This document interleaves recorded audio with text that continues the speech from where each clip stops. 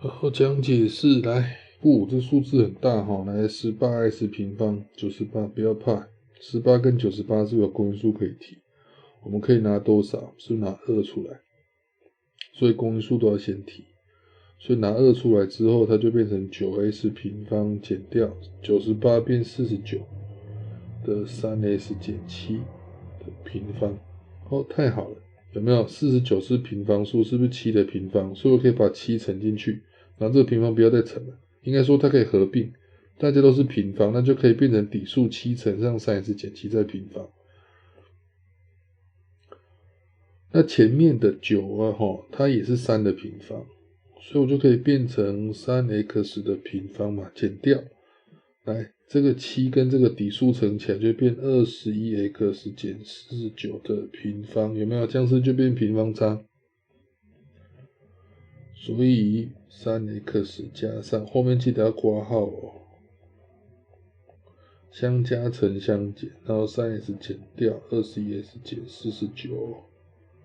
好，我们来化简括号，前面就变24x 减49，后面3减负21变负18x，然后负负得正加49。好，我们公因式可以提的没有？好，这样就答案。好，那第二题哈，来，这个刚好可以分解，有没有？所以我要先分解，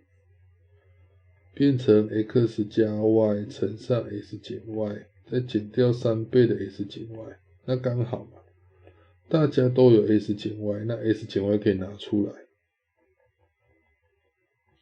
那前面剩下7倍的 x 加 y， 后面减3，所以中括号直接化简，就变 7x 加 7y 减3 ，OK。好，那第三题，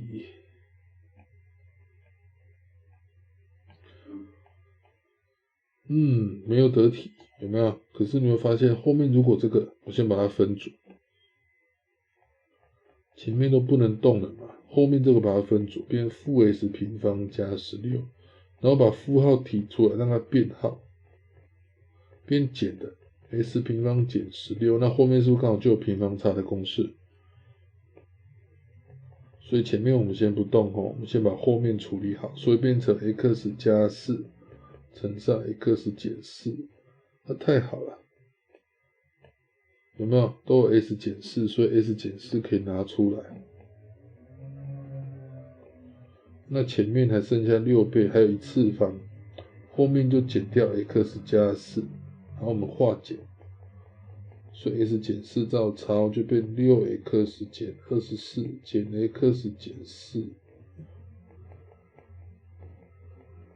那就变成5x 减28 ，OK。